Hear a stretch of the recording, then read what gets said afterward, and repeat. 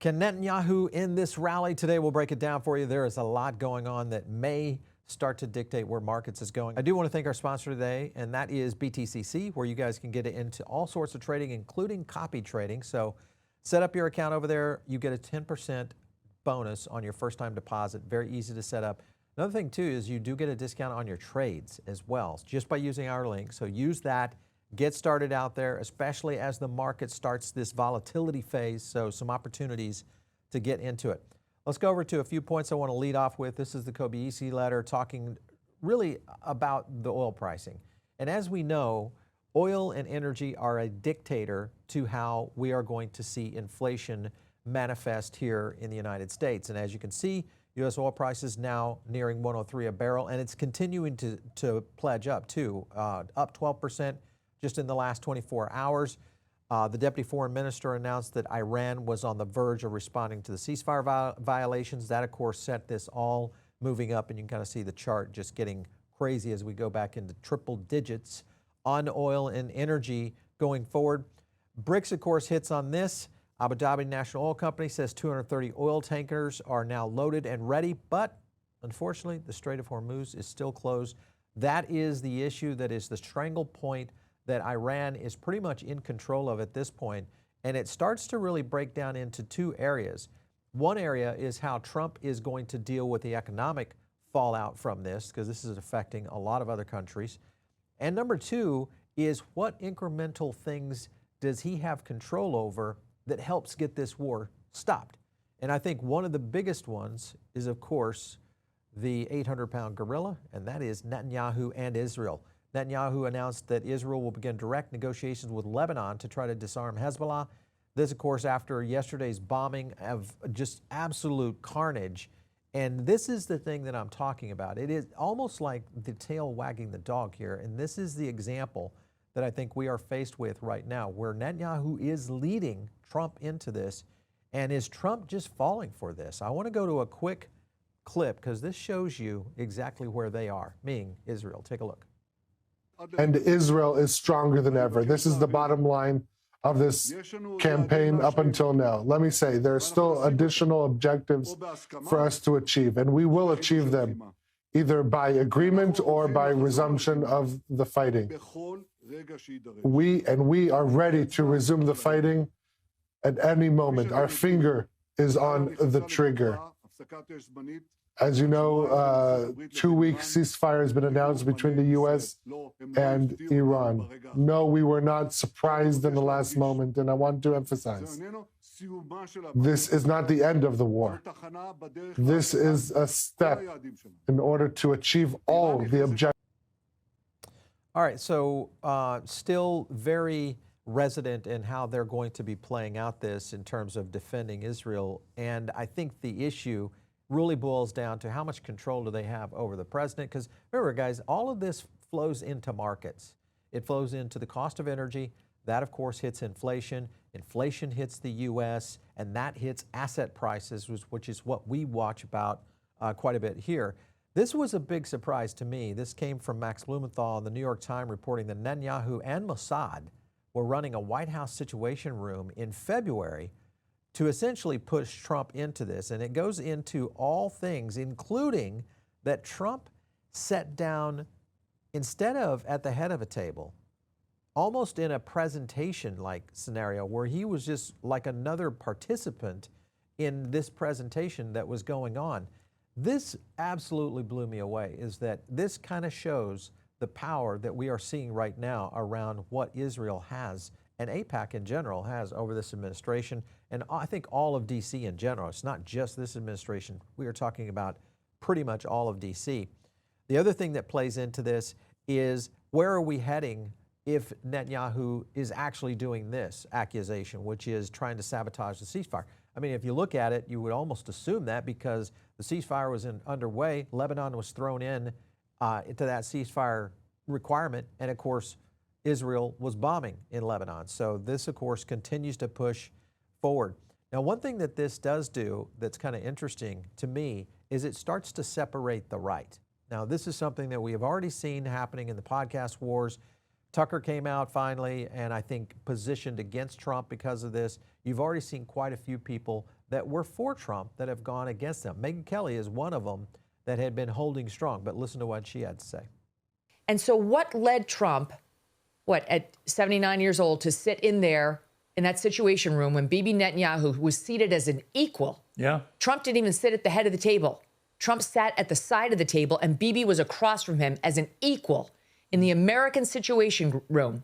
What led him to sit there and buy what that guy was selling hook, line, and sinker when every other president was able to see through that liar? So I don't know how we got here, Piers. I'd like to know just as much as anybody else, but all I can think in my head, based on what I've read in the paper, is we got here thanks to Bibi Netanyahu, Lindsey Graham, and Mark Levin.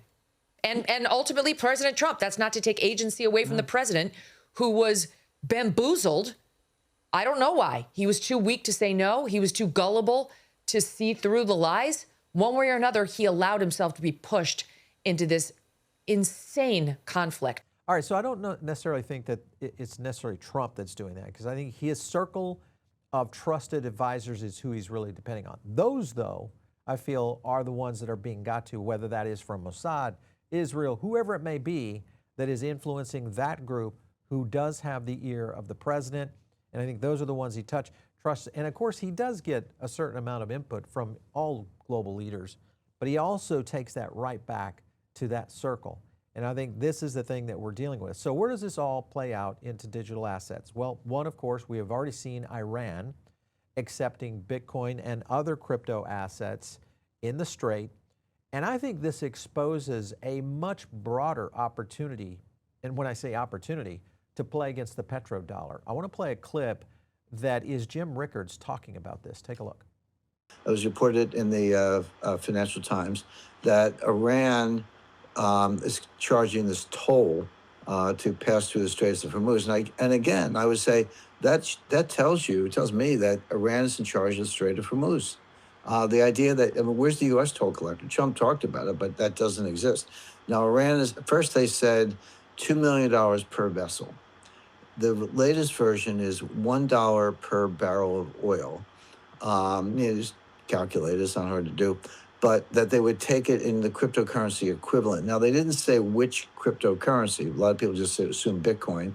They didn't say Bitcoin. It could be Bitcoin. It could be Tether. It could be, Ripple. A lot of cryptocurrencies out there. All right, so as you can see, he's talking about Ripple as a potential currency that could be utilized. And that's the point I'm getting at, is that this starts to really train the world, is that these are alternatives going forward. And when you look at alternatives, you have to kind of consider some of the key crypto projects out there, including Ethereum, and also including what will most likely happen with Ripple in general, as well as Bitcoin. All of those are, at least Ripple and Ethereum, high transaction throughput capable. Because if we do see this happening in the Strait, could it happen in other places around the world? Absolutely, it could. Other things that you have to kind of look at that kind of connect the dots here, because remember the Epstein files. Well, you got a few things that happened in the Epstein files. Ripple was identified in there, but not as a friend, as a foe. And it said Ripple and Jed's new Stellar are bad for the ecosystem we are building, and it does our company damage to have investors who are backing two horses in the same race. Basically what they were talking about was what was happening within Bitcoin, and of course Ripple on the other side, which was against them. And that, I think, is why we continue to see, because remember, whether you'd like to hear this or not, we know that Epstein was Mossad. He had to be. There's just no way around it. That, of course, pushes into all of this in terms of connecting crypto. Where this connects is right here. This is an interesting tweet here by Ted. And it's basically this, strange coincidence. The war in February 2022, Ukraine war starts, Bitcoin bottoms, same day started going up. 4 weeks later, Russia says, hey, we're going to take Bitcoin.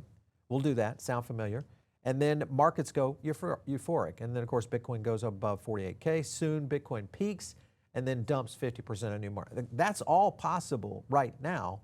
The difference is that I think now people are seeing, global leaders, all sorts of companies are probably starting to see, wait a minute, if we can exact tolls, we could do this in all sorts of different areas, including tariffs, including all sorts of funds that might go into trade, all sorts of things that start to push away from the dollar. And with that, you have to look at this right here. Trump is doing one thing that I think has to be canceled, and that is this Memecoin conference. This is getting serious. We need to push that out of the way at Mar-a-Lago, get that out of here, and focus on what's happening right now in the Middle East. Get this shut down and move on, because I think we are facing a very, very big issue. And I don't know if you guys have been following the GDP numbers. Those themselves, in terms of missing GDP, that starts to really correlate to a completely different economic situation here in the United States. Now, I want to go to a quick clip, because this is talking about why everything that's happening over there is affecting the economy here. Take a look at this. Pakistan, in-person peace talks, and this is what the table is going to look like for what could be J.D. Vance's biggest assignment yet as vice president. He will be there. Steve Witkoff, the special envoy, will be there. Jared Kushner, another special envoy, will be there on the U.S. side. On the Iran side, you've got the parliament speaker who has been talking to President Trump, Mohammed Bagher Ghalibaf, and then Abbas Araghchi, the foreign minister. Officials here are not negotiating in public about which points have to stay, which points have to go to end this military campaign in the Middle East, but it is very notable. Both here at the White House and at the Pentagon, officials are starting to refer to epic fury in the past tense, something that happened, something that was very effective. All right, so I like that statement, past tense, gives me some indicator that maybe they're already forecasting that this is going to get done.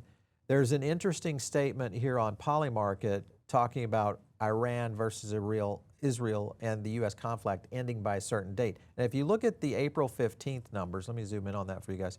April 15th spikes up to 68%. And this was, as you can see, around almost nothing on April 7th. Here we are, April 9th, starts moving up, boom, 64, and now holding at 68%. So is there something centered around that meeting that correlates to all of this? Now, once this happens, and it will, it's got to happen, because this is affecting the economic condition, not only of the U.S., but of almost all Western countries, and including the situation even within China.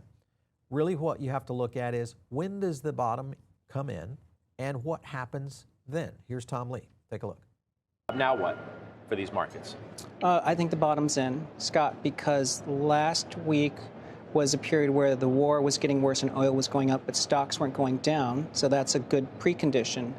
And today now we have the rate of change, that the war is de-escalating. So I think stocks are now in the process to go back to their all-time highs, and I think maybe get to that 7,300 that we were expecting this year. This war pulled forward a lot of repositioning. You know, we know people have gone flat or raised cash, and they were ready to own defensive positioning. And we also had a rolling bear market last year in energy and financials, and this year in Mag 7 and software. So something like 70% of the S&P has already been through a rolling bear market. So I think the possibility is that the summer lull that could happen won't be as deep, because we've already fallen 8%. All right, so one point to really understand here is that even though this war will eventually end, the likelihood is the follow-on effect on not only inflation, but just in general, energy costs around the world, as well as supply chain disruptions that will happen. And with all of that still going on, there's only one play, and that's going to be into assets. The dollar is going to continue, I think, to continue its downtrend and away from what we are going to see as the primary potential way to basically debase against that. And that, I think, is going to be digital assets, to a certain extent metals. And I also think that we are going to see some of that maybe in securities as well. So this is all happening right now. We'll continue to cover this. Things are getting heated.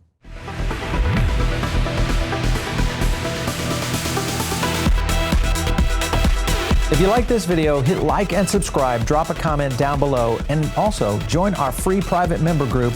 The link is in the description.